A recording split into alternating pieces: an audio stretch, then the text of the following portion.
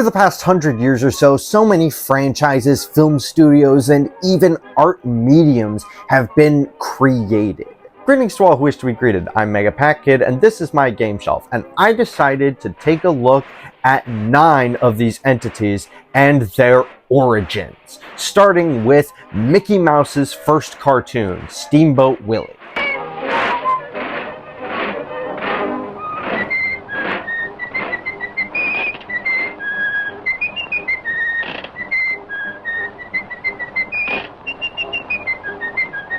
Steamboat Willie has recently been in talks because it entered the public domain recently, and so has the character Mickey Mouse. Disney's mascot character for so many years is now able to be used by anyone, even me. The mouse has gone over many design changes over the decades and is so iconic to American culture, but what is his first cartoon really like?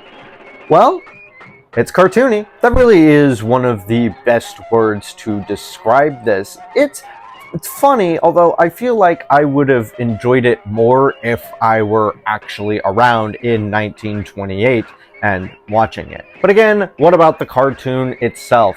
It's alright, pretty funny, although it's a 7-minute cartoon in which a guy does some antics on a boat that he works on, and that's really it.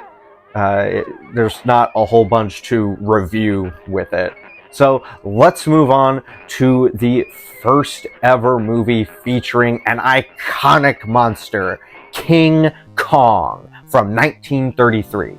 So many movies have been made about this iconic monster, most recently his inclusion in the Monsterverse. So what about his first appearance? Not only is this iconic for King Kong as a franchise, but for film history in general. King Kong influenced so many things beyond the scope of this one franchise. So I was actually excited to watch this on the Internet Archive, and I have to be honest, it was also okay. The special effects in King Kong are incredibly interesting to look at. Watching how all of these stop-motion monsters interact with the live-action footage of these human beings is an incredible thing to look at. I honestly loved looking at it from a film analysis perspective, trying to figure out how they did everything. I liked being able to do that. Again, I think perhaps I would have enjoyed it more if I were watching it actually in 1933, particularly because there were some things that I immediately knew were part of the film. Like, for example, when King Kong picks up someone, they become part of the stop-motion model of King Kong. They didn't try to make it look like the actual footage of this person was being superimposed into King Kong's hand. And that's fine. It's an interesting thing to look at, but it can probably take people out of the experience. If the movie were a little blurrier, like perhaps if it were on an actual projector, then it might have been harder to tell and thus wouldn't take someone out of the experience. Additionally, the film has a lot of potential that just isn't used in this film. I'm sure many people look at it as just a monster movie, and that's kind of what it is, but there is so much potential to explore more complex themes. For example, I thought it was going to be a commentary on greed, particularly American capitalist greed, because the main character is someone who's just trying to show the world something interesting in order to make money. We're millionaires, boys! I'll share it with all of you! Why, in a few months it'll be up in lights on Broadway! Kong! The 8th wonder of the world! So he takes King Kong from his home, but ultimately King Kong escapes, because he's been captured, and he starts tearing through New York City. The woman that he captures is there just to be captured by King Kong and saved by the male characters. I feel like the first thought I had after finishing King Kong shouldn't have been it was kind of sexist, but it was. Look, I really wanted to enjoy this film, I really did, but I feel like the particular lenses that I look at film through just don't make King Kong an incredibly enjoyable film. But it didn't overstay its welcome, and it's still fine. The characters just aren't super interesting from a storytelling perspective. But if you like monster movies just for the monsters, then King Kong is for you. Let's get back to Disney with 1937's Snow White and the Seven Dwarfs. Snow White and the Seven Dwarfs actually is pretty interesting for storytelling and to see how the characters interact with each other, and I can't say that I didn't enjoy it, because I did enjoy it. It was a fine film, and for the first feature-length animated film, it was incredible to see how these characters move. They used a technique called rotoscoping, which Disney would seldom use following this film, but it was just so incredible to see how these characters were created, how they moved, seeing every technique in this film, these beautiful hand-painted backgrounds. This is back when animation was so super incredibly difficult without any of the quality of life improvements that have been made since. And I gotta hand it to Disney. This is a good one. I think it might be potentially more enjoyable if you're a child, but it is definitely not held back by its time period. This is a great film, but it's also a great audio drama.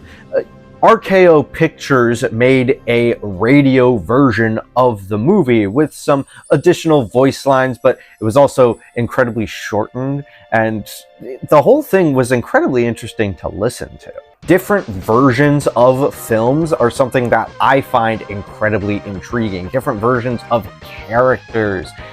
That is something that pushed me to see this next thing, Batman from 1943. Before television sets were widely available in the 1950s, there were things called film serials, and Batman is one of them. Essentially, they're like TV shows, but you have to go to the theater each week to see them, as opposed to just tuning in on the same Bat time, same Bat channel every week. Some people think that Adam West is the first Batman, but no, it's Lewis Carroll.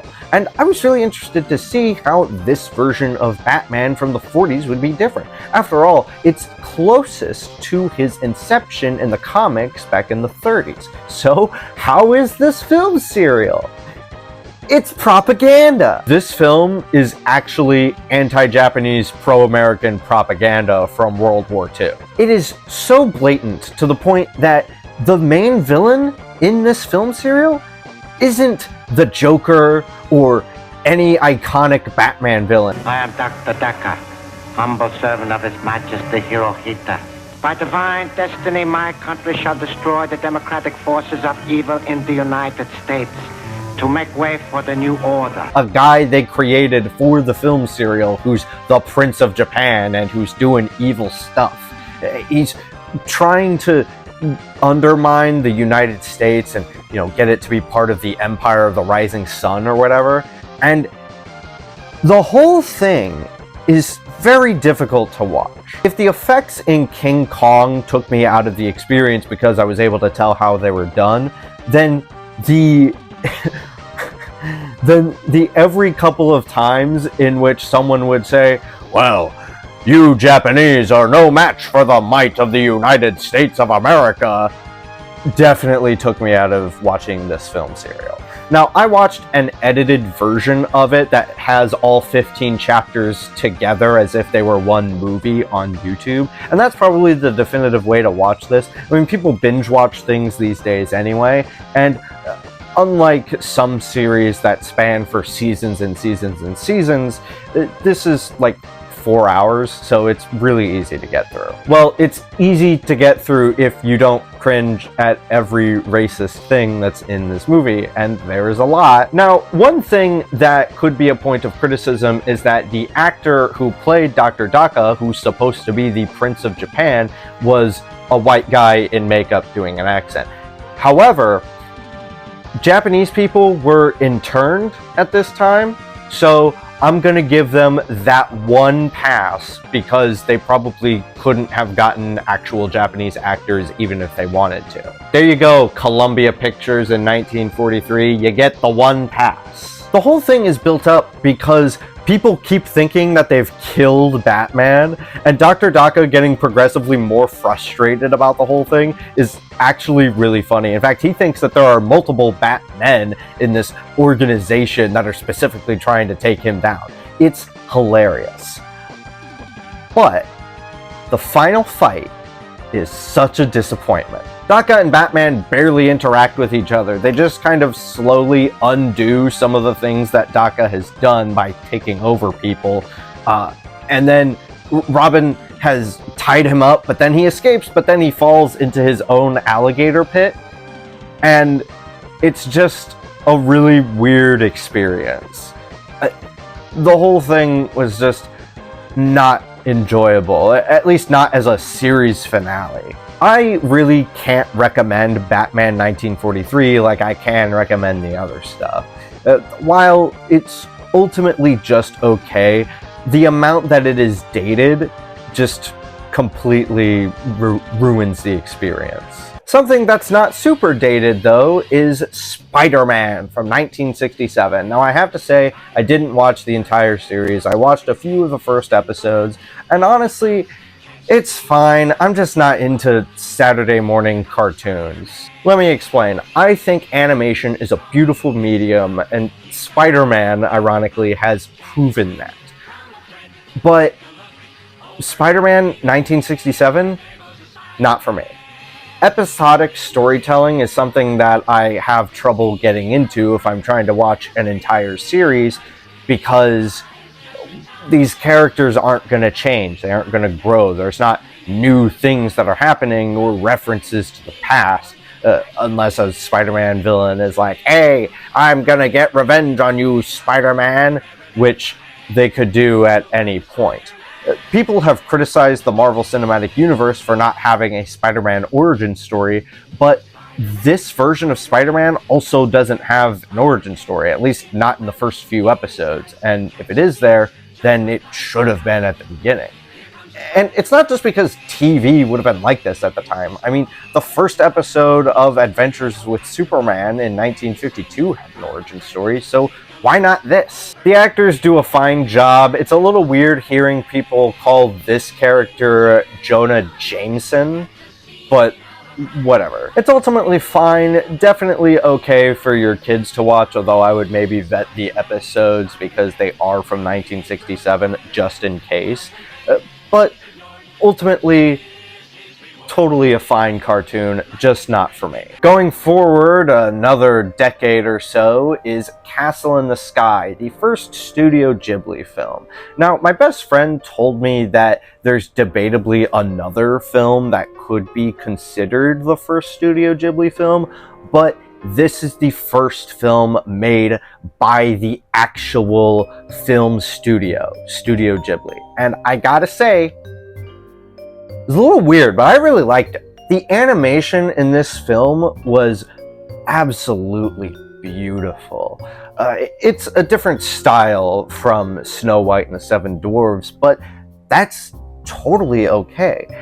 This is an amazing film, totally fun, and definitely a great thing to watch with other people. I watched it with my partner and with their boyfriend, and we all had a very fun time kind of making little jokes here and there, and it's ultimately a very cool film to watch. I love all the lore and learning about this world as the characters are learning it.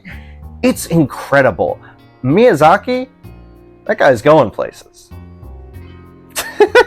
We don't have to search long for the first ever feature-length computer animated film funded by Disney but not owned by Disney at this time, Toy Story by Pixar Animation Studios from 1995. I don't remember if I said that Castle in the Sky was from 1989, but Toy Story is from 1995, and I love this film. I have a DVD of it from 2005, and I have so many bonus features on the second disc. I love learning about this film, taking in every piece of information that I could.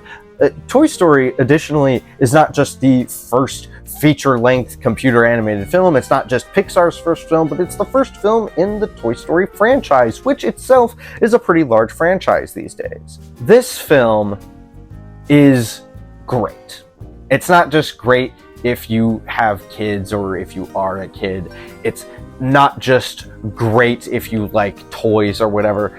This is just a great film. Randy Newman's score is absolutely incredible, by the way. I don't care what anyone says, I'm a Randy Newman stan. I think every aspect of this film, yes, including the animation, is incredible. They did so many things. This film is so important to the history of film, but it's also just great to watch, so it's not a slog to sit through if you're not a film student. I truly enjoyed this film. I've watched it too many times to count, and I'm really glad that I got to watch it again, and that I'll continue to be able to watch it. This was definitely something that Pixar hit out of the park with, and it's an incredible piece of art as well. Let's move on to something that's not that, with Dreamworks' first film, Ants. This film was entertaining, at least. Look, I don't think it's as great of an art piece as I consider Toy Story. However, when Ants released in 1998, it did something that many people have praised Shrek for, and that was bring both animation and computer animation itself into more of an adult light. This film, for some reason, Peacock includes under its kids moniker, but there are many things that make this movie not for kids. Like, a character gets drunk at one point. And I don't just mean like in the SpongeBob movie, like this character actually consumes alcohol. The animation also doesn't age as well as Toy Story's does, in my opinion. Don't get me wrong, Toy Story still doesn't look as good as a film from a more current standpoint, like Toy Story 4, but Ants is just kind of an ugly film to look at. Also, I am scared to talk about the performances in this film because Woody Allen is the star. So we're going to move on. Before we do, I just want to say I was a little surprised that Dreamworks' first film wasn't something like The Road to El Dorado. I've already seen that film and I actually really enjoyed it, and I will talk about it one day. But it was just interesting to me to see that their first film was trying to do something new. They wanted to do computer animation. And that's neat. It's just a shame that they took an idea that was clearly also being worked on at Pixar when they did A Bug's Life. Speaking of taking ideas, the Angry Video Game Nerd. Now, this video is so old, it predates not only the name of the Angry Video Game Nerd, not only the old name of the Angry Nintendo Nerd, but it predates YouTube. This review of Castlevania 2 Simon's Quest was uploaded to Cinemassacre.com by filmmaker James Rolfe, in which he talks about a game from his childhood for a little under 10 minutes and about its faults. This video is a weird start to a chain of events. I mean, James Rolfe created a genre. Like, inadvertently, the angry review genre was started with this episode of the Angry Video Game Nerd, and the character isn't even included in the episode. When James Rolfe started redoing all the thumbnails for the Angry Video Game Nerd episodes, he made a proper one for this one that featured the character, but the character wasn't seen until the next episode in the series, which is where this frame is taken from, Dr. Jekyll and Mr. Hyde. So, what's up with this video? It's actually really great to see. I mean, a genre that is reviewing has been so refined and perfected over the years that to see the start to this genre and this series is really interesting. I know I've said that a lot of these things are interesting, but from my perspective, seeing the origins of a type of video making that would go on to influence so many creators is fascinating. Looking at the way that he captured the game footage, he wasn't emulating it, he was playing the actual cartridge on original hardware, recording it from a VCR and then uploading that to his computer. It's incredible to see all of the things that went into making this video. The review itself is fine. I mean, he's talking about Castlevania 2 and its faults, and James Rolfe would later go on to say that he regretted not covering some things, or not covering them as well as that he could have. And he does talk about Castlevania 2 in a later episode, a couple later episodes if I'm not mistaken. But ultimately, I think this is a fine first episode, even if it doesn't include the titular character of the series. From 1928 to 2004, this is about 76 years worth of content, and all of it has been largely influential on American culture and filmmaking in general. From Disney to Miyazaki to Rolfe, these artists are so incredibly influential to everyone who has viewed their work, including myself. And I am so proud that I could have gotten to see where they all started from. We all start from somewhere. I've started from somewhere. While a lot of these things weren't the best of their franchises or mediums or whatever, all of these origins prove that greatness can come from anywhere. And that is incredible. Thank you for listening. Good night. The ending sucks too.